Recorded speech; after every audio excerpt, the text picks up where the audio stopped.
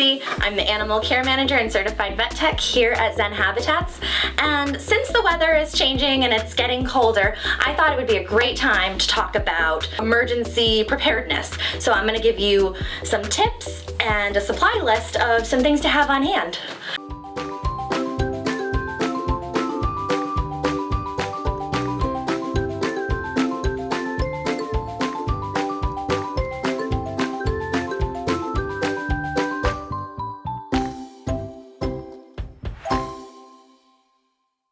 So in this video, I want to give you some scenarios for potential emergency situations, as well as a list of supplies that are good to have on hand in case any of these emergencies arise.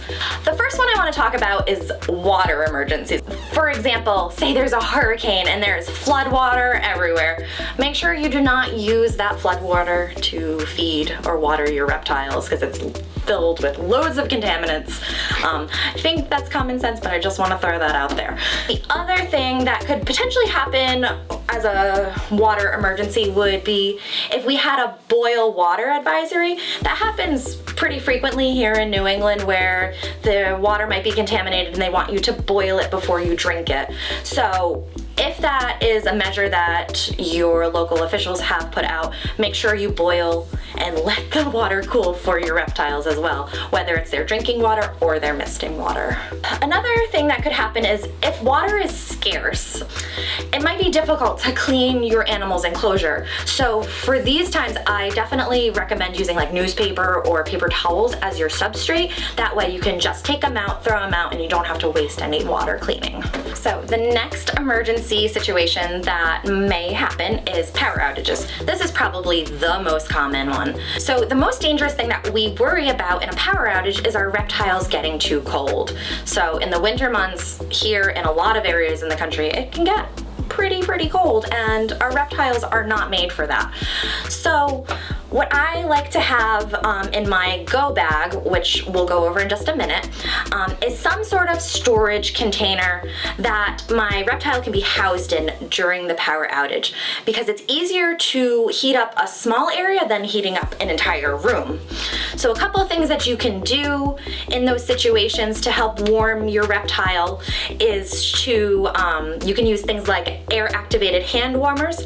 There is a little warning about that. They get very hot, so never put your animal directly on them. You want to use like a sock or a towel, something to wrap the heater in so that we don't burn our buddies. Another thing that can be used is a rechargeable heating pad. So I have this one because I have the back of an 80-year-old, and it is basically has this little power pack that you recharge, and then you just pop it on. It works for a few hours. So this might be something that you could put under part of the bin or even wrap around it a little bit. I'm going to include a link for a sleeping bag version of this, so it's a really big one. I mean, that's on my wish list right now. Another thing that you can do to provide supplemental heat is create a clay pot heater. I saw a bunch of these being DIY'd a couple years ago. I think it was Texas had some bad weather. So I have the instructions down in the links on how to build one of these. They do get quite warm, not enough to heat a whole room, but I would set one up kind of close to a reptile enclosure and definitely have that reptile in whatever room you're going to be. Because again, if you're heating just one room, it's going to be much more efficient than heating the whole house. Besides our reptiles getting too cold, we do also worry about our UVB source for our reptiles. So we have no power, we have no lights, we have no UVB lights, right? In cases like this, what you can do is have some calcium with vitamin D on hand that can be provided to your reptile. So for example, a bearded dragon can go about 2 days without having any UVB or vitamin D before they show any negative effects. So this is a quick, easy way in case you are out of power for more than 2 days. So we focused on what happens during a power outage when it's cold out, but we get power outages in the summer too, like rolling blackouts, bad thunderstorms. It's a lot easier to take care of our animals when it's warmer out. You probably don't have to do supplemental heat, but you might. So those tips that I gave can be also used, but Definitely monitor them and check your temps with an infrared thermometer. That way you can ensure that it's not getting too hot. Another thing that you can have on hand for hot weather power outages for say like chameleons and crested geckos that don't do too well when it gets too hot is a battery operated fan mister that will give them a constant supply of cool air as well as some misting. That will keep them nice and cool and hydrated. Okay, we hope this never happens to any of you, but the next thing we want to talk about is house fires. The best way to be prepared for a house fire is to prevent it in the first place. So I want to go over some preventative measures in your reptile room. Ensure that your smoke detectors have fresh batteries and are operational. The US Fire Administration recommends checking your smoke detectors once a month and replacing the batteries 1 to 2 times a year. A small fire extinguisher is a great thing to have on hand in case you have an electrical fire. Just make sure that it's the appropriate fire extinguisher for that type of fire. We'll have the link for that in the description as well. The next thing that I find is super important is to not overload your power outlets. So no daisy chaining your power strips together. Try to stick with something like a surge protector that will actually cut the power if there is an overload.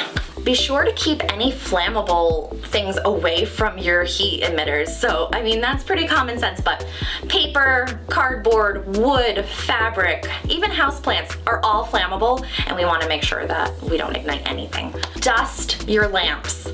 My lamps get so dusty, and every time I go up there and I see it, I'm like, oh my God, I'm gonna burn down the building. So make sure you take the time and just do it like monthly. Just give them a quick little wipe down. It's gonna save you so much in the long run, really. The other thing that I think is really great in preventing fires is thermostats. So most reptile hobbyists use thermostats anyways to control the amount of heat within their reptiles' enclosures. But this is also a great way to help prevent a fire in case that heat element does overheat. Okay, so now what do you do in case of a fire? Get out of the house. So I know you want to save your pets, but human life in this situation needs to be protected. Call 911. You can inform the dispatcher that you have pets in the home and tell them exactly where they're located. So now let's transition to what happens to your pet if something happens to you, whether you were hospitalized for some reason or you suddenly pass away.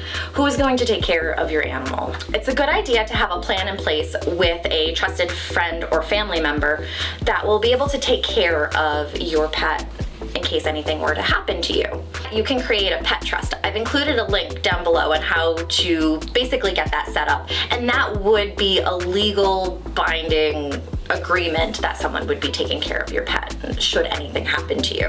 Another thing that you could potentially do is reach out to sanctuaries or different organizations, nonprofits, that will take them in and care for them in a sanctuary type setting, or potentially place them into a new loving family. And I will also put some links for that down below. Let's segue into something that's a little bit more cheery to talk about, the shopping list. Who doesn't like shopping? Things that I recommend to have on hand are bottles of water, at least 2 weeks worth of food for your animal, any medications that they might need, ice packs to keep their food cold. So say if you have a snake and you have all these frozen rodents in your fridge and you don't want them to spoil, pack them on some ice packs.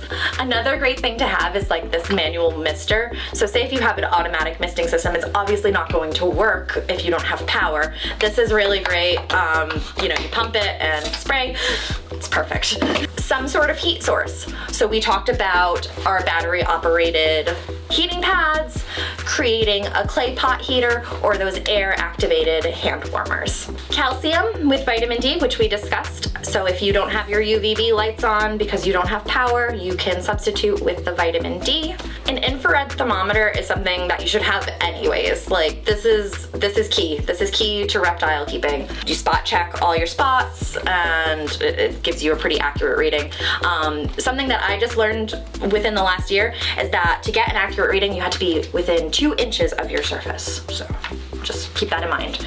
A storage bin with holes cut into it will make a great temporary enclosure if you need to hunker down into a room with your reptile. Disposable substrates, like we talked about, paper towels, newspapers, really great to have on hand. Lots of extra batteries for all the different sizes because you don't know what flashlight runs on what and like all the different things. And also charged power banks. Those are so good. We're gonna put a link in the description for this one that has this little flashlight on it. It's like super amazing.